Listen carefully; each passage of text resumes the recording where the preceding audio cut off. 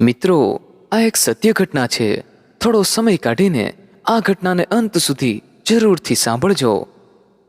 આમ તો એક જ સમાજના નાતે સામાજિક સંબંધોની સાથે એકબીજાની ઓળખાણે ખરી, છતાંય અમિતા અને અજય વચ્ચે આ પ્રથમ મુલાકાત હતી. અમિતા અભ્યાસમાં ગ્રેજ્યુએટ થયેલી તો અજય MBA. અજય હાલ પ્રાઇવેટ કંપનીમાં ઊંચા પગારે વડોદરામાં ફરજ બજાવે છે. અજયના વતનના ગામડે જમીને ખરી. એના માતા પિતા અને મોટા ભાઈ ગામડે જ રહે છે. અમિતાનો પરિવાર અમદાવાદમાં રહે છે અને ધંધા સાથે સંકળાયેલ છે. મુલાકાત અમદાવાદ ખાતે અમિતાના ઘેર ગોઠવાય. અજય એકલો જ આવ્યો હતો, કારણ કે અજય અને અમિતાના પરિવારોએ નક્કી કર્યું હતું કે છોકરો છોકરી એકબીજાને જોઈ લે અને એકબીજાને પસંદ કરે તો વાત આગળ વધારવી. અજય રવિવારના દિવસે સવારે 10 વાગ્યે હાજર થઈ ગયો. અજયે ફોન કરતા જ અમિતાના પપ્પા શૈલેષભાઈ સોસાયટીના કોમન પ્લોટ પાસે રાહ જોઈને જ ઊભા હતા. ગાડીના આપેલ નંબરના આધારે જ અજયની ગાડી કોમન પ્લોટ પાસે પહોંચી કે શૈલેષભાઈએ ઇશારો કરીને ગાડીને કોમન પ્લોટમાં પાર્કિંગ કરાવી ને અજયને આદર સાથે તેમના ઘરે લઈ ગયા. શૈલેષભાઈનો આદરભાવ જોઈને અજયને થોડી ટાઢક થઈ. ઘેર પહોંચતા જ અમિતાના મમ્મી ઈલાબેન અને ભાઈ કપિલે પણ ભાવભીનો આવકાર આપ્યો. અમિતા નીચા મોઢે પાણી આપવા આવી. 5 મિનિટ પછી અમિતા સાદી કીટલીમાં ચા આપવા આવી. અમિતાનો પરિવાર શહેરમાં રહેતો હોવા છતાં એકદમ સાદગી વર્તાય આવતી હોય એવો અજયને અહેસાસ થતાં જ એ મનોમન ખુશ થઈ ગયો. અમિતાનું ઘાટેલું શરીર, ઉજળો વાન અને સપ્રમાણ ઊંચાઈ જોઈને કન્યા બાબતે તો અજયને કંઈ કહેવા જેવું દેખાયું નહીં. એકદમ સરળ અને સીધા સ્વભાવના અજયને વિશાળ મિત્ર વર્તુળ હતું. કંપની અને મિત્રોમાં એ સૌનો માનીતો હતો. પ્રસંગોપાત પરિણીત મિત્રોના ઘેર અજય જાય ત્યારે કેટલાક ઠેકાણે મિત્ર પત્નીઓ એમના પતિદેવોનું અજયનું ઉદાહરણ આપ્યા વગર ના રહે. અજયને મિત્રના ઘર સંસારનો તરત જ અનુભવ થઈ જાય. અજયના મિત્ર વર્તુળમાં મોટા ભાગની મિત્ર પત્નીઓ ઉચ્ચ અભ્યાસ ધરાવતી અને ઘણી બધી તો જોબ કરતી સ્ત્રીઓ છે. છતાંય 80% ઘર સંસાર તો માત્ર પતિ પત્નીની રાવ ફરિયાદનો જ દેખાયો અજયને. બસ આ જ કારણ હોય કે પછી અજયના માતા પિતાનું સાદગીભર્યું જીવન અને સાથે સાથે ખુદ પોતાની સાદગી, પરંતુ છોકરી તો સીધી સાદી જ પસંદ કરવી છે. છોકરી નોકરિયાત ના હોય તો પણ ચાલે. અજયના મનમાં આ એક જ વાત હતી. આના પહેલા સંબંધ માટે 7 ઠેકાણે અજય જઈ આવ્યો હતો, જેમાં 4 ઠેકાણે અજયને કોઈ યોગ્યતા ના દેખાય તો 3 ઠેકાણે છોકરીઓએ જ અજયને રિજેક્ટ કરી દીધો હતો. સાહજિક પૂછપરછ પછી મકાનના બીજા માળે આવેલ રૂમમાં અજય અને અમિતાની મુલાકાત ગોઠવાય. વાતની શરૂઆત કરવા સૌ પ્રથમ એકબીજાની જન્મ તારીખ, અભ્યાસની પૂછપરછ થઈ. અજયે વાતને આગળ વધારતા કહ્યું, હું હાલ કંપનીમાં મહિને લાખ રૂપિયાનો પગારદાર છું. વતનમાં જમીન પણ છે. આ બધું હોવા છતાંય હું એકદમ સીધો સાધો વ્યક્તિ છું. આજની જનરેશનમાં મોટા ભાગે છોકરી એના સાસુ સસરા પ્રત્યે એલર્જી ધરાવતી હોય એવો મેં ઘણા ઠેકાણે અનુભવ કર્યો છે. હું સાચો છું કે ખોટો એ તો ભગવાન જાણે, છતાંય મારા મા બાપની સેવા કરે એવી છોકરી મને જરૂર ગમે. તમારી વાત સાચી છે. મા બાપથી મોટું આ જગતમાં કોઈ નથી.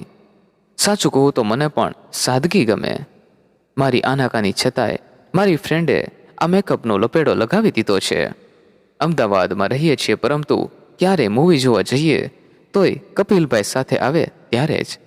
અભ્યાસ વખતે તો સ્કૂલ, કોલેજ અને ઘર સિવાય કશું જોયું જ નથી. હજી સુધી મારી પાસે મારો અંગત મોબાઈલ પણ નથી. થોડી ખામોશી પછી ધીરેથી અમિતા બોલી, તમે મને ગમો છો. હું તમને ગમું છું? થોડીવાર ચૂપ રહીને અજય બોલ્યો, હા, તમે પણ મને ગમો છો. બાકી તો જેવા વિધિના લેખ, આમે જોડું તો ઉપરથી લખાઈને જ આવ્યું હોય છે. માનવી તો એમાં માત્ર નિમિત્ત બને છે એવો મારો અંગત ખ્યાલ છે. હજી આપણા મા બાપના અભિપ્રાય પણ બાકી છે. બાકી તમે મને દિલથી ગમો છો. સાચું કહું તો તમારા પહેલાં મેં 10 છોકરા જોઈ લીધા, પરંતુ આજ પહેલી વખત તમે એકદમ બધી રીતે યોગ્ય લાગ્યા. તમે મને ખૂબ ગમો છો. અમિતા શરમાતા શરમાતા આટલું બોલી ગઈ. અડધો 1 કલાકની મુલાકાત પછી બંને હસતા ચહેરે નીચે આવ્યા ત્યારે શૈલેષભાઈ અને ઈલાબેનને બધું સમજાઈ ગયું. બંને મનોમન વિચારી રહ્યા હતા કે આખરે દીકરી ઠેકાણે પડી ગઈ ખરી. ખૂબ આગ્રહ કરીને જમવા માટે રોકી દીધો અજયને અને નીકળતી વખતે 501 રૂપિયા પણ પકડાવી દીધા ઈલાબેને. 15 દિવસમાં અજય અને અમિતાના પરિવારોની અરસપરસ મહેમાનગતિ થઈ. બધું નક્કી થઈ ગયું ને 3જા મહિને સગપણની વિધિ પણ થઈ ગઈ. એ વખતે અજય મોંઘી કિંમતનો ખાનગીમાં મોબાઈલ પકડાવી દીધો અમિતાને. અમિતા ધીરેથી ટકોર કર્યા વગર ના રહી. આટલા મોંઘા મોબાઈલની શું જરૂર હતી? સાદા ડબલાથી વાતચીત તો થઈ શકે ને. બીજું કોઈ સાંભળે ના એ રીતે અજયે સસ્મિત જવાબ આપ્યો, તારાથી મોંઘો થોડો છે. બંને પરિવારોમાં આનંદ આનંદ થઈ ગયો. માત્ર એક અજયના ભાભી મનીષાનું મોઢું મચકોડાયેલ હોય એવું લાગતું હતું, પરંતુ એ તો માત્ર એનો પતિ સુબોધ જાણતો હતો. ગામડે રહેતો અજયનો પરિવાર પ્રમાણમાં સુખી કહી શકાય એવો છે. તેના પિતાજી લક્ષ્મણભાઈ અને માતા સુશીલાબેન તો ભગવાનના માણસો છે. એમના સદાય પરોપકારી સ્વભાવના પરિપાક રૂપે જ કદાચ આ પરિવાર હર્યો ભર્યો છે. મોટાભાઈ સુબોધના લગ્ન મનીષા સાથે થયા હતા ત્યારે સુબોધ કોલેજના છેલ્લા વર્ષમાં હતો. ઘણા પ્રયત્નો છતાંય સુબોધને નોકરીનું કોઈ ઠેકાણું ના પડ્યું. એનો ખટકો મનીષાને સાલતો હતો. ના છૂટકે ખેતી કામ માથે આવી પડ્યું એનો અફસોસ હતો મનીષાને. ખેતીની સારી આવક સાથે પશુપાલનની ચાહો જલાલી હતી, પરંતુ માત્ર નોકરિયાત પતિનું ભૂસું ભરીને આવેલ મનીષાને સુબોધને નોકરી ના મળી તેનો ભરપૂર અફસોસ હતો. ભગવાને લગ્ન પછી 4 જ વર્ષમાં દીકરી દીકરાને અણમોલ ભેટ આપી દીધી હતી, પરંતુ નોકરીવાળો અફસોસ તેના હૈયામાંથી નીકળતો ન હતો. એમાંય અજયને સારા પગારની નોકરી મળી. એના પછી તો મનીષાનું મન એકદમ વ્યાકુળ થઈ ઉઠ્યું હતું. બસ એ જ વખતે એને મનમાં ગાંઠ વાળી લીધી કે ખેતીની આવકનો 1 રૂપિયો પણ દિયરને આપવા દેવો નથી. એટલે તો મનીષાએ સાસુ સસરાને કાયમ પોતાની સાથે જ રાખવાનું નક્કી કરી લીધું હતું. સામાજિક રિવાજ મુજબ મા બાપ તો નાના દીકરા સાથે જ રહેતા હોય છે, પરંતુ મનીષાએ સુબોધને પહેલેથી જ ફોસલાવી લીધો હતો કે બાપુજી તો કાયમ આપણી સાથે જ રહેશે. અજયભાઈના લગ્ન પછી પણ હું એમની પાસે નહીં જવા દઉં. મારે કાયમ એમની સેવા કરવી છે. વાસ્તવમાં મનીષાનું સાચું ગણિત એ હતું કે સાસુ સસરા કાયમી અહીં રહે તો ખેતીવાડીમાંથી અજયને ભાગ ના આપું તો પણ ચાલે ને. સુબોધ અને અજયનો પ્રેમ તો એટલો અદ્ભુત હતો કે એની વાત ના પૂછો. અજય અને સુબોધ વચ્ચે ઉંમરનો 6 વર્ષનો ફરક હતો. અજય વતનમાં ઘેર આવે ત્યારે નાહ્યા પછી એના વાળ તો સુબોધ જ ઓળી આપે, તો રાત્રે ઊંઘતી વખતે અડધો કલાક મોટાભાઈના ખોળામાં આડો ના પડે ત્યાં સુધી અજયને ચેન ના પડે. ફોન પર તો બંને ભાઈ મિત્રોની જેમ વાતો કરતા હોય. મનીષાને તો ફોન પર અજયનું પ્રથમ સંબોધન આદરણીય મા સમાન મારા પ્યારા પ્યારા ભાભીને લાડકા દીકરાના સપ્રેમ નમસ્કાર જ હોય. મનીષા 2 બાળકોની મા બની એના પછી ફોન પરના સંબોધનમાં મારા લાડકા ભત્રીજી ભત્રીજાના માતૃશ્રીને આપના લાડકા દિયરના સપ્રેમ નમસ્કારનો ફેરફાર થયો.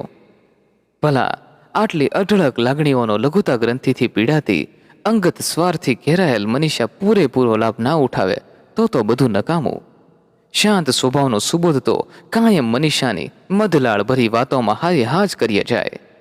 આ પરિવાર પર ભગવાનના 4 હાથ માથે હતા, એટલે મનીષાની બ્રહ્મજાળ વિશે કોની પાસે વિચારવાનો સમય હતો? સગપણ પછી બરાબર 1 વર્ષે એકદમ સાદગીથી અજય અને અમિતાના લગ્ન લેવાઈ ગયા. હા, એમાં જે પણ ખર્ચ થયો એ પૂરેપૂરો અજયે એના બચાવેલા પગારની મૂડીમાંથી જ કર્યો. મા બાપને 1 રૂપિયાનો ખર્ચ થવા ના દીધો. લગ્ન વખતે જ વતનના ગામમાં અજયે ઠંડા પાણીની પરબમાં 1.5 લાખ રૂપિયાનું દાન અને ગામની શાળામાં 1 કુલર અને પાણીની નાની ટાંકી માટે 1 લાખ રૂપિયાનું દાન આપ્યું. આખા ગામમાં લક્ષ્મણભાઈના પરિવારની વાહ થઈ ગઈ. ગામમાંથી અજયને આદર્શ પુત્રનું બિરુદ મળી ગયું. અજયના પરિવારમાં સૌની આંખોમાં આંસુ હતા. લક્ષ્મણભાઈ, સુશીલાબેન અને સુબોધની આંખોમાં હરખના આંસુ હતા. મનીષાની આંખોમાં સુબોધના ભાગે કોઈ ખર્ચ ના આવ્યું. એ આનંદના આંસુ હતા એ સમજી શકાય તેમ હતું, પરંતુ અમિતાની આંખોમાં શાના આંસુ હતા? હજી પરણીને તો હમણાં જ સાસરીમાં આવી છે. અમિતાના આંસુ વિશે તો અજયને કોઈ ખ્યાલ નહોતો, પરંતુ રાત્રે અમિતાએ મીઠાશ ભર્યા સ્વરે કહ્યું, અજય, તમે તો બહુ ભોળા છો, એકદમ સાદગીપૂર્ણ લગ્ન કર્યા. એ તો આજના મોંઘવારીના જમાનાનો અનુરૂપ જ છે, પરંતુ આટલું બધું દાન કર્યું એ થોડું વધારે પડતું કહેવાય. અત્યારે કદરનો જમાનો નથી રહ્યો, કોઈના માટે કંઈ કરવા જેવું જ નથી. ઠીક છે, તમને ગમ્યું તે ખરું. બીજા દિવસે સવારે અમિતાની જેઠાણી મનીષા પણ રસોડામાં અમિતાને ધીરેથી કહી જ દીધું, મારા વહાલા દેરાણી, મારા વહાલા દિયર અજયભાઈ ખૂબ જ ભોળા અને વધારે પડતા ઉદાર છે. થોડી ટકોર કરતી રહેજે, બાકી તો તને બે હાથમાં જ રાખશે. બીજી ચિંતા ના કરતી. 2 મહિને આણું થયા બાદ અમિતાને અજય સાથે વડોદરા રહેવા જવાનું હતું. અજય તો આમે જ મકાન ભાડે રાખીને જ રહેતો હતો. સર સામાન લઈ જવા માટે વાહનની વ્યવસ્થા થઈ રહી હતી. પિયરથી આવેલ કરિયાવરની એક એક વસ્તુ યાદ કરી કરીને અમિતાએ અલગ કરી લીધી હતી. છતાંય તેને કંઈક ખૂટતું હોવાનો અહેસાસ થયો. એણે પિયરમાંથી આપેલ ચિઠ્ઠી બાથરૂમમાં જઈને ખોલી. ખરેખર થોડા વાસણ ઓછા હતા. થોડીવાર પછી એણે મનીષાને કહ્યું, ભાભી, 1-2 વધારાના પ્રેસ્ટીજ કુકર અને 4-5 વધારાની તપેલી હોય તો આપો ને, મારી પાસે પૂરતા નથી. ના છૂટકે નામ ના લખેલી અને અમિતાએ માગણી કરેલ વસ્તુઓ કે જે ખરેખર અમિતાના કરિયાવરમાં આવેલી હતી એ જ પરત ભટકાડી દીધી મનીષાએ. ઉપરથી એમ કહ્યું કે આ મારા ભાઈએ ભેટ આપેલ છે, પરંતુ નાની દેરાણીને થોડી ના કહેવાય. બાકી મનમાં ગણગણાટ તો એ જ હતો કે દેરાણી બરાબરની પાકી છે, છેતરાય એમ નથી.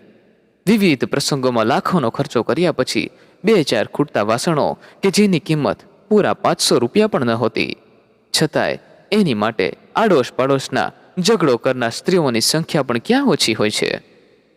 તો આ રીતે સગી દેરાણી જેઠાણી જ એકબીજાની સામે મધળાળ ઓકીને એકબીજાને છેતરવાનો પ્રયત્ન કરતી હોય એવી સંખ્યા પણ આ સંસારમાં ક્યાં ઓછી છે. લક્ષ્મણભાઈના પરિવારે ભીની આંખે પુત્ર વધુને વિદાય આપી. જેઠાણી મનીષા તો છેક ગાડી રવાના થઈ ત્યાં સુધી અમિતાને શિખામણ આપતી રહી. અજયભાઈને ખૂબ સાચવજે, ટાઈમસર ટિફિન કરી આપજે, એ ખૂબ ભોળા છે, એ તકલીફમાં પણ તને કંઈ કહેશે નહીં, એટલે બરાબરનું ધ્યાન રાખજે. લક્ષ્મણભાઈ અને સુશીલાબેન તો મનોમન અનુભવી રહ્યા હતા કે મોરના ઈંડાને થોડા ચિતરવાના હોય. વડોદરા પહોંચ્યા પછી પહેલું કામ સરસામાન ગોઠવી દેવાનું નક્કી થયું.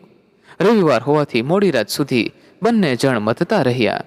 ઓનલાઈન ટિફિન મગાવી લીધું હતું, એટલે રસોઈની કોઈ ઝંઝટ નહોતી. મોડી રાત્રે બધું ગોઠવાઈ ગયા પછી બંને થાકીને લોથપોથ થઈ ગયા હતા, એટલે પથારીમાં લંબાવતા જ ઘસઘસાટ ઊંઘી ગયા. સવારે નાહ્યા ધોયા પછી અજયે કહ્યું, અમિતા, તું થાકી ગઈ છે એટલે નાસ્તો હું બહારથી લઈ આવું છું, તું માત્ર આદુવાળી ગરમા ગરમ ચા મૂકી દે. અમિતાને તો મનોમન સ્વર્ગ જેવું વાતાવરણ દેખાયું. એ મનોમન હરખાઈ ઉઠી. પૂરું 1 અઠવાડિયું બહારથી નાસ્તો લાવતો રહ્યો અજય. શનિવારની સાંજે અજય આગ્રહપૂર્વક અમિતાને બજારમાં લઈ ગયો. સારામાં સારી હોટેલમાં જમવાનું ગોઠવાયું. અજયે જ કહ્યું, બોલ, શું જમવું છે અમિતા? આટલી મોટી હોટલમાં લઈને આવ્યા છો તો પછી પિઝા જ હોય ને અજય? અમિતાએ ઠાવકાઈથી કહ્યું. જમ્યા પછી અજય મોલમાં લઈ ગયો. એ સાદગીમાં રહેનાર માનુનીએ પૂરા 10 જોડી ડ્રેસ, 3 મોંઘીદાટ સાડી અને 4 જોડી નાઇટ ડ્રેસની જ ખરીદી કરી. માત્ર 85,000નું બિલ ચૂકવીને બંને જણ મૂવીનો આનંદ માણવા પહોંચ્યા. મૂવી જોયા બાદ ઘેર આવીને મોડી રાત્રે સૂતી વખતે અમિતા બોલી, અજય, તમે તો વડોદરામાં વૈભવી જીવન જીવો છો. આટલા મોંઘાદાટ કપડાની ખરીદી કરાવી, મોંઘી હોટેલમાં જમવા લઈ ગયા અને મૂવી જોવાની મોંઘીદાટ ટિકિટની ખરીદી કરી. મારો તો જીવ બળી ગયો. ખરેખર તો જે અરમાન આકાંક્ષાઓ લઈને અમિતા આવી હતી એ તો બધા જ પૂરા થઈ રહ્યા હતા, પરંતુ આરોપ તો એ અજય પર જ મૂકી રહી હતી. અરે ગાંડી, હું તો કાયમ સાદગીમાં જ રહ્યો છું, પરંતુ તારાથી વધીને મારા માટે બીજું કોણ? તારી ખુશીમાં જ મારી ખુશી સમાય છે ને. હવે ચિંતા કર્યા વગર શાંતિથી ઊંઘી જા. અજયે અમિતાના ગાલ પંપાળતા કહ્યું. પત્નીને ચિંતા ના કરવાનું કહેનાર ખુદ અજયને જ અમિતાના વર્તનથી હૃદયમાં ચિંતાનો તણખો ઝરી પડ્યો હતો. મોડી રાત સુધી અમિતાના વાક્યો એના હૃદયને બેચેન બનાવતા રહ્યા. સવારે 7ને ટકોરે ઉઠી જનાર અજય છેક 9 વાગ્યે ઉઠ્યો. હા, અમિતા તો રસોડામાં અત્યારે મનોમન હસી રહી હતી. એને ખ્યાલ આવી ગયો હતો કે મારા વાક્યો એમના હૃદય પર લસરકો કરી ગયા છે, પરંતુ પતિને વશમાં રાખવાનો તો આ જ સાચો નુસ્ખો છે ને. અને આમે હું ક્યાં અજયને ઓછો પ્રેમ કરું છું. એટલે જ તો રસોડામાંથી જ બોલી, આજે આટલા મોડા ઉઠ્યા છો એટલે રાત્રે મેં કહેલ વાક્યોને તમને આઘાત પહોંચાડ્યો લાગે છે. પણ ચિંતા ના કરતા, મારો તો થોડો સ્વભાવ જ એવો છે. અજય તો મનોમન વિચારી રહ્યો હતો કે પ્રથમ મુલાકાતના તારા વિચારો ક્યાં ગયા અમિતા? ખેર મારા કેટલાય મિત્રોના સંસારથી હું પણ કઈ રીતે જુદો પડી શકું? એના પ્રેમમાં કોઈ ઓઢ નથી, એ જ મહત્વનું છે મારા માટે. દર 15 દિવસે અજય અમિતા સાથે વતનમાં જતો હતો તો દર મહિને સાસરીમાં. અમિતા એની સાસરીમાં ઘણો બધો બારીકાઈથી અભ્યાસ કરી લેતી હતી. 2 વર્ષ વીતી ગયા. અજય 1.5 લાખનો પગારદાર બની ગયો. એ ખુશીમાં ઓર આનંદનો વધારો થયો. અમિતા મા બની. એણે સુંદર પુત્ર રત્નને જન્મ આપ્યો. 1.25 મહિને મનીષા અને સુશીલાબેન અમિતાને તેડી લાવ્યા. ઉત્સવ જેવું વાતાવરણ સર્જાયું. અમિતા 3 મહિના સાસરીમાં રહીને વડોદરા આવી. 3 મહિના સાસરીમાં એણે ખેતીવાડી અને દૂધની આવક વિશે ઘણી બધી જાણકારી મેળવી લીધી હતી. બસ એ તો સમયની જ રાહ જોઈ રહી હતી. પુત્રના ઉછેરની વધારાની જવાબદારી હોવાથી અજય સવારનો નાસ્તો તો કાયમ બજારમાંથી જ લાવવા લાગ્યો. અમિતાને વડોદરા આવ્યાને 15 દિવસ થયા તે અજય ઓફિસેથી ઘેર આવ્યો ત્યારે એના હાથમાં 2 ટિફિન હતા. ઘેર આવીને એણે જાતે જ પાણી પીને ફોન જોડ્યો. શ્રુતિ બહેન, તમે તમારું ટિફિન ગાડીમાં ભૂલી ગયા છો. હું આપવા આવું કે તમે લેવા આવો છો? ઓકે ઓકે, આવો ત્યારે. એ બહાને તમે મારા ધર્મપત્નીની મુલાકાત પણ કરી શકશો ને મારા દીકરાને જોઈ શકશો. વળી ચા પાણી તો ખરા જ. 20 મિનિટમાં તો શ્રુતિ આવી પહોંચી. આવતા વેત હાય અજય, હાય ભાભી, નાનો ઢીંગલો ક્યાં છે? કહીને પારણા તરફ જઈને અજયના દીકરાને રમાડતા રમાડતા કહેવા લાગી. ઢીંગલો તો ચહેરે મહોરે અદલ ભાભી પર ગયો છે. ઝડપભેર ચા પીને શ્રુતિ નીકળી ગઈ. જતા જતા કહેતી ગઈ, સોરી અજય, મારે મોડું થાય છે. મમ્મી બીમાર રહે છે, એ બધી તમને ખબર જ છે. બંને ટાઈમ જમવાનું મારે જ બનાવવું પડે છે, એટલે ભાભી સાથે 5 મિનિટ વાત કરવાનો એ ટાઈમ નથી. પરંતુ તમે ભાભી અને ઢીંગલાને લઈને જરૂર એકવાર મારા ઘરે આવો. જમવાનું પણ મારે ઘેર રાખજો. શ્રુતિને ગયાને 5 મિનિટ પણ નથી થઈ ત્યાં અમિતા બોલી, તમારી ફ્રેન્ડ તો બહુ રૂપાળી છે અજય. આવી રૂપાળી છોકરીઓ તો તમારી કારમાં જ ટિફિન ભૂલી જાય ને. પછી હું આખું વર્ષ ગેરહાજર રહું તોય તમને શાની ચિંતા હોય? પત્નીને તો કાયમ ફોન પર મીઠા મીઠા 2 શબ્દો કહીને ભોળાવામાં જ પુરુષ જાતને ક્યાં ઓછી ફાવટ હોય છે? આ તમારા ઘરની જ વાત કરો ને. તમે મને કેટલી બધી છેતરી રહ્યા છો. આ 3 મહિના ત્યાં રહી એમાં બધું જ જાણવા મળી ગયું. કેટલી બધી આવક છે દૂધ અને ખેતીવાડીની. તમને 1 રૂપિયો પણ ભાગ આપે છે તમારો ભાઈ? વર્ષે 2-4 બોરી ઘઉં બાજરીની પહોંચાડે ને મહિને 2 મહિને 4-5 કિલો ઘી લાવીએ, એમાં આવી ગયું બધું. આમને આમ જિંદગી પર છેતરતા રહેશે તમારા ભાઈ. તમારે તો ક્યાં કહેવાનો સમય જ છે. સાચી વાત છે, આવી રૂપાળીઓ સાથે મોજ કરવામાં તમને સમય જ ક્યાં મળે? એના ઘરની પણ તમને બધી ખબર છે તો કેવી ગોઠડી જામતી હશે તમારી. મારી હાજરીમાં બહેન બહેન કરીને ક્યાં પહોંચી ગયા હશો એ મને શી ખબર. ગુસ્સાથી લાલચોળ થયેર અજયે પોતાની જાત પર તરત લગામ લગાવી દીધી. કદાચ એને જિંદગીમાં પ્રથમવાર આટલો ગુસ્સો આવ્યો હશે. એ ઝડપભર બેડરૂમમાં જઈને ઊંધો સૂઈ ગયો. એના આંસુ અમિતાને દેખાયા ના એટલા માટે એને વાતનો તાત્કાલિક પ્રત્યુત્તર આપવાનું માંડી વાળ્યું. અમિતાને તો રડવું તું ને ઢાળ મળી ગયો.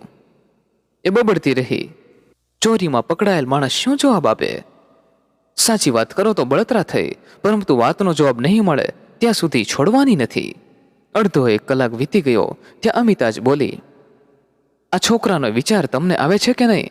જવાબ ના આપવો હોય તો કંઈ નહીં, પરંતુ જમી તો લ્યો, પછી હું 2 કોળિયા પેટમાં નાખીને આ છોકરાને ખવડાવું. અજય ચૂપચાપ ઊભો થઈને હાથ ધોઈને જમવા બેસી ગયો. આમ તો જમતી વખતે કાયમ ઓછું બોલતો અજય આજે ધીરેથી બોલ્યો, અમિતા, મારો જવાબ તારા ગળે ઉતરે કે ના ઉતરે, પરંતુ મારા જીવનમાં એકમાત્ર તું છો અને આ જન્મ તું જ રહીશ. વાત રહી શ્રુતિની, તો એ એક ખાનદાન ઘરની છોકરી છે. એના લગ્ન પણ થઈ ગયેલ છે.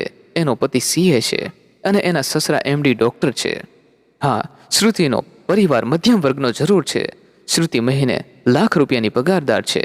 એના મમ્મી છેલ્લા 3 માસથી બીમાર છે અને તેને બીજી બહેન નથી. નાનો ભાઈ કુંવારો છે, એટલે સંજોગો વાંચતે 3 માસથી એના પપ્પાના ઘેર છે. એ મારી નાની બહેન જેવી છે.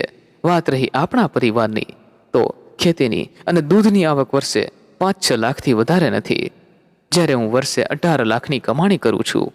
ખરેખર તો એ લોકો આપણી પાસે રૂપિયા માગવાના અધિકારી છે. મોટા ભાઈને નોકરી ના મળી એમાં આપણો શું વાંક? તમે તમારી હોશિયારીથી અને નસીબથી મોટી નોકરી મેળવી છે, એમાં મોટા ભાઈને શું લાગે વળગે? આપણા રૂપિયામાંથી એમને શાનો ભાગ આપીએ? જેવા જેના નસીબ. અને છતાંય મારું શું જાય છે? લૂંટાવી દો ને આખું ઘર. મારે થોડું પૂરું કરવું છે. ભૂખી નહીં મરી જાઓ. એક ટક ખાવાનું નહીં મળે તોય હવે તમને કંઈ નહીં કહું. બસ આ તો ભવિષ્યની ચિંતા થઈ એટલે મેં 2 શબ્દો કહ્યા. ઉદાર થઈ થઈને હજી ઘરનું મકાને નથી લઈ શક્યા. વાત રહી પેલી રૂપાળીની, તો તમે જાણો છો ને તમારું કર્મ. હવે જમવામાં ધ્યાન આપીને કાયમ જમતા હોય એટલું જમી લો. ઓછું જમશો તો મને નહીં ભાવે પછી. મનીષા ભાવવિહીન અવાજે બોલી. અજયે મનોમન વિચારી લીધું કે આ સ્ત્રીને ભૂલ સ્વીકારી લીધી છે, પરંતુ એના મોઢેથી તો નહીં જ કબૂલે. અજયે મહાપરાણે અમિતા સામે આભારવશ હાસ્ય ફેંકીને 2 કોળિયા ભરી લીધા. અજયની વાસ્તવિક જિંદગીના સ્વપ્ન તો રોળાયા જ ગયા હતા. એક ગ્રેજ્યુએટ થયેલ સ્ત્રીના સાવ લઘુતા ગ્રંથિ ભરેલા વિચાર. એણે પ્રથમ મુલાકાતની સાહજિકતા અમિતામાં જોઈ હતી. એના દર્શન ફરીથી આજ સુધી ક્યારે ના થયા. શું એ વખતે એ કોઈના પઢાવેલો પોપટ હતી કે શું? જે હોય તે, પરંતુ પોતાની અર્ધાંગીની ઉપર આરોપ મૂકવાનું અજયે માંડી જ વાળ્યું. એને તો અમિતા સાથેની જિંદગી ગમે તેમ કરીને સારી રીતે જ વિતાવવાનું નક્કી કરી લીધું હતું. અજયે અમિતા સાથે ઘણા બધા મિત્રોને ત્યાં જવાનું બંધ કરી દીધું, કારણ કે કેટલાય મિત્રોની પત્નીઓ બોલવામાં એકદમ બિંદાસ હતી. વળી ક્યાંક અમિતા આડાહવળું ધારી બેસે તો? હવે મિત્રોના મનમાં નવા અભિપ્રાયો બંધાયા. કેટલાક તો કહેવા પણ લાગ્યા કે અજય, તું તો ભાભીના આવ્યા પછી ભાભીવશ થઈ ગયો છે. અજયને હવે કહેવું તો શું કહેવું? અમિતાનો સ્વભાવ વિશે તો એ કોઈને કહે તો એ અજય શાનો? બસ એ તો એનું નિર્જીવ હાસ્ય વેરીને નિરુત્તર બની જતો. સમય વીતતો ગયો. અજય દીકરીનો બાપ બની ગયો. 2 બાળકોની જવાબદારી આવતા અજયે કામવાળી પણ રાખી લીધી. પરંતુ અમિતાના મોઢે તો આભારનો એક શબ્દે નહીં. લગ્નને જોતજોતામાં 10 વર્ષના વહાણા થઈ ગયા. સુબોધના બાળકો પણ અત્યારે 10મા અને 12મા ધોરણમાં આવી ગયા હતા. એટલે અજય સુબોધને ઘણીવાર કહેતો, ભાઈ, બાળકોના અભ્યાસ માટે કંઈ જરૂરિયાત હોય તો મને જરૂર કહેજો. પરંતુ સુબોધનો તો એક જ જવાબ, કોલેજ સુધી તો કોઈ જરૂર નહીં પડે. 15 લાખ જેટલી બચત તો છે જ. લગ્ન પ્રસંગોમાં જરૂર પડશે તો નિસંકોચ તને કહીશ. જોકે આ વાત 2 ભાઈઓ વચ્ચે ખાનગીમાં જ થતી. બંને જણ પોતપોતાની પત્નીઓના સ્વભાવને સારી રીતે જાણતા હતા. હા, બંને ભાઈઓએ પોતપોતાની આ મજબૂરી એકબીજાથી છાની જ રાખી છે. એક દિવસની વાત છે. મનીષા એના પિયરથી પ્રાઇવેટ વાહનમાં સાસરી તરફ આવી રહી હતી. ત્યાં જ રસ્તામાં વાહનનો ભયંકર અકસ્માત થયો. વહાલા મિત્રો, આગળ શું બન્યું એ ઘટનાની વાત કરીએ તેના પહેલા જો આપ ચેનલ પર નવા દર્શક હોય તો નીચે આપેલું સબસ્ક્રાઇબનું બટન દબાવીને ચેનલને અત્યારે જ સબસ્ક્રાઇબ કરી લેજો, જેથી દરેક નવા એપિસોડની માહિતી આપને સમયસર મળતી રહે. અને આ વિડીયોને અત્યારે લાઈક પણ જરૂરથી કરી દેજો મિત્રો. ખબર પડતા જ સુબોધ ઘટના સ્થળે તાબડતોબ પહોંચી ગયો ને વડોદરા દવાખાને પહોંચાડવાની તજવીજ હાથ ધરી. રસ્તામાં જ એણે અજયને ફોન કરીને હકીકતની જાણ કરી. અજયે તરત જ શ્રુતિને ફોન કરીને હકીકત જણાવી. શ્રુતિએ એના સસરાની હોસ્પિટલનું સરનામું આપ્યું અને પછી બંને જણ હોસ્પિટલે પહોંચી ગયા. સુબોધ મનીષાને જેવો લઈને તરત જ અંદર આવ્યો કે સારવાર શરૂ થઈ. જખમ વધારે હતો. 4 ઠેકાણાથી હાડકાં તૂટી ગયા હતા. લોહી પણ ખાસું વહી ગયું હતું. ઓપરેશનની જરૂર હોવાથી 2 કલાકમાં ઓપરેશન શરૂ થયું. બરાબર 15 દિવસે મનીષા હરતી ફરતી થઈને હોસ્પિટલમાંથી રજા મળી. એ 15 દિવસ અજય ભાભીની ખડે પગે સેવા કરી 7 લાખ રૂપિયાના બિલમાંથી શ્રુતિના સસરાએ માત્ર 4 લાખ રૂપિયા લીધા. એ પણ અજય જ આપ્યા. સુબોધે અજયને પૈસા ના આપવા ઘણોય સમજાવ્યો, પણ અજય એકનો બે ના થયો. જોકે ડોક્ટરની 3 લાખની છૂટછાટમાં અમિતાને તો અજયના અને શ્રુતિના કોણા સંબંધોની ગંધ આવતી હતી, પરંતુ કોણ જાણે કેમ એ કંઈ બોલી ના શકી. પરંતુ બોલવા માટેનો બીજો મોકો તો અમિતાને મળી જ ગયો હતો. અજયે 5 દિવસ પહેલા રોકડેથી સસ્તું મળતું એક મકાન 40 લાખમાં ખરીદી લીધું હતું. અજય એકલો પડતા જ અમિતાએ સંભળાવી દીધું, આ તો તમારા ભાઈને તમારે રૂપિયાનો ટેકો કરવો હતો, એટલે હું કંઈ બોલું નહીં.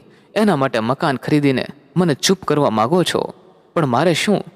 તમને મનમાં આવે તેમ કરો.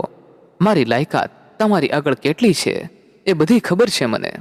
આ તો સમાજ અને જગતની લાજે મારું સારું રાખો છો, બાકી તો મારો કોઈ ઘડો નથી તમારે અને તમારા પરિવાર સામે. હા, અજય માટે 3જા દિવસે જિંદગીને ભાવ વિભોર બનાવે તેવા સમાચાર મળ્યા. વતનમાંથી મનીષાનો ફોન આવ્યો. મનીષા રડતા રડતા ફોન પર બોલી, અજયભાઈ, આજે તમને મારો દિયર નહીં પરંતુ મારો લાડકો વીર કહીશ. તમે મારી દવાખાને જે સેવા ચાકરી કરી છે એના માટે કહેવા માટે કોઈ શબ્દ નથી. તમે તમારા ભાઈને 1 રૂપિયો પણ આપવા ના દીધો ને તમારા સંબંધને લીધે 3 લાખ બચાવ્યા. એનું ઋણ અમારાથી કઈ રીતે વળશે? તમે અમને કાયમ ટેકો આપવા ખડે પગે હાજર રહો છો એ મારા જેવી નખુણી આજ સુધી સમજી ના શકી. બની શકે તો મને માફ કરજો મારા વીરા.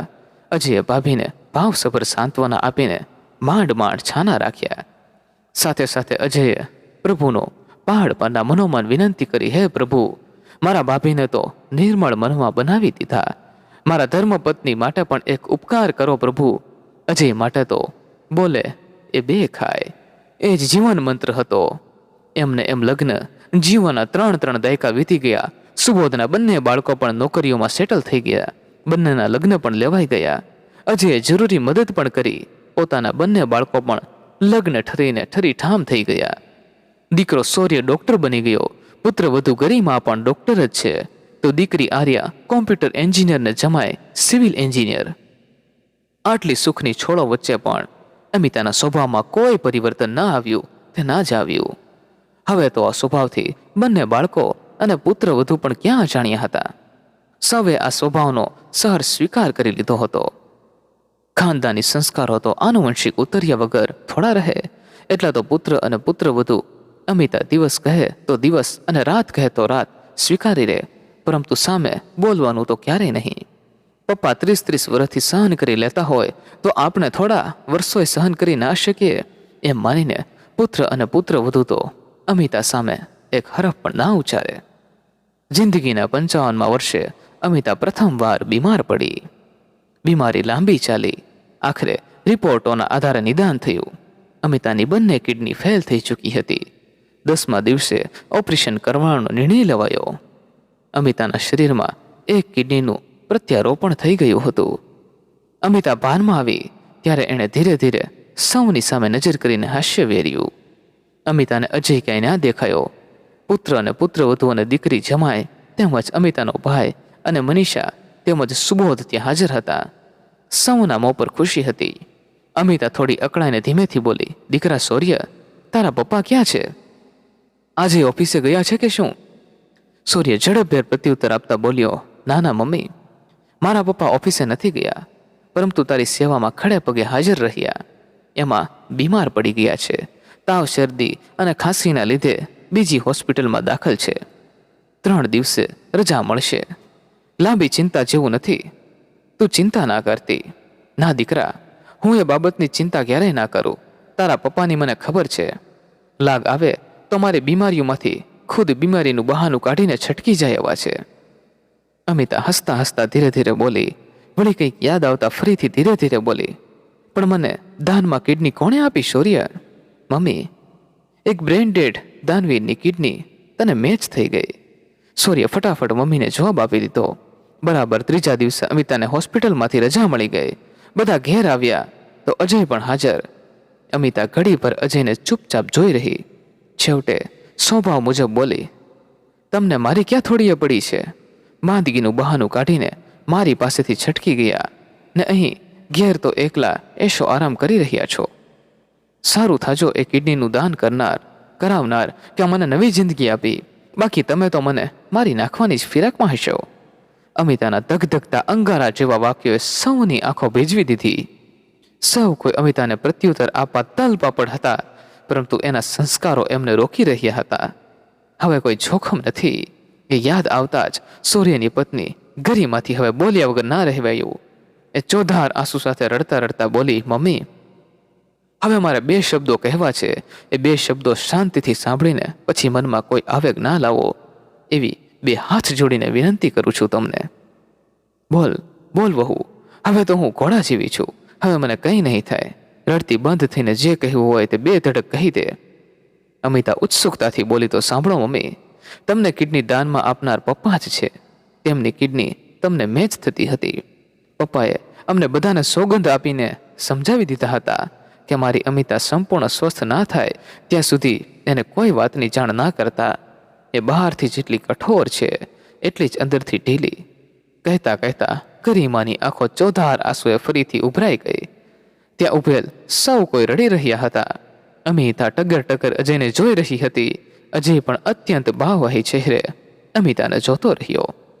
હવે 1 સેકન્ડનો વિલંબ અમિતાને પાલવે તેમ નહોતો. એ હાથના ટેકાથી જાતે ઊભી થઈને ધીમેથી અજયના ચરણો આગળ બેસીને બોલી ઉઠી, મારા પતિ પરમેશ્વરને હું 30 વર્ષે ના ઓળખી શકી. ધિકાર છે મારી જિંદગીને. માત્ર પતિને વશમાં રાખવાના મનમાં ભ્રમે મને નિષ્ઠુર બનાવી મૂકી, કહીને અમિતાએ અજયના પગ પકડી લીધા. અમિતાને ઊભી કરીને અજય કાયમને એ જ શાંત ભાવથી બોલ્યો, હવે અફસોસ ના કર અમિતા, મેં તારા વિશે ક્યારેય ક્યાં ફરિયાદ કરી છે?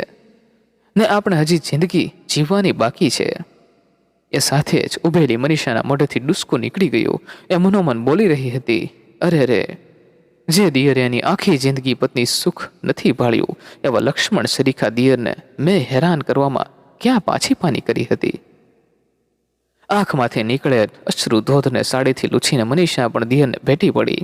અજયે મનીષા અને અમિતાને ખભે હાથ મૂકીને આશ્વાસન આપ્યું. આ સુખદ ઘડીને ગરિમા ભાવભરી નજરોથી ભીતી રહી એના મોબાઈલમાં કેદ કરી રહી હતી.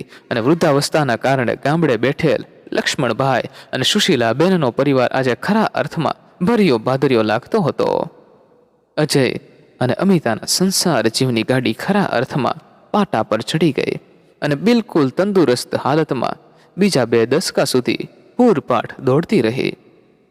વહાલા મિત્રો, આ એપિસોડ આપને પસંદ આવ્યો હોય તો ખાસ આ વિડીયોને લાઈક કરી અને કોમેન્ટ બોક્સમાં એકવાર સાચામાંથી જય માતાજી જરૂરથી લખી નાખજો, જેથી માતાજીની અસીમ કૃપા આપ સૌના પરિવાર પર બની રહે. તેમજ મિત્રો, આ કહાની વિશે આપનું શું કહેવું છે તે પણ આપ અમને કોમેન્ટ બોક્સમાં જરૂરથી જણાવજો. અને ખાસ મિત્રો, આપણી આ ચેનલને સબસ્ક્રાઇબ કરવાનું ભૂલશો નહીં, જેથી આવી જ સત્ય ઘટના અને સત્ય ઘટના પર આધારિત કહાની આપને સમયસર સાંભળવા મળતી રહે. ફરી મળીશું મિત્રો કોઈ નવા એપિસોડ સાથે. ખૂબ ખૂબ ધન્યવાદ. જય મા ગાત્રાળ. જય શ્રી કૃષ્ણ.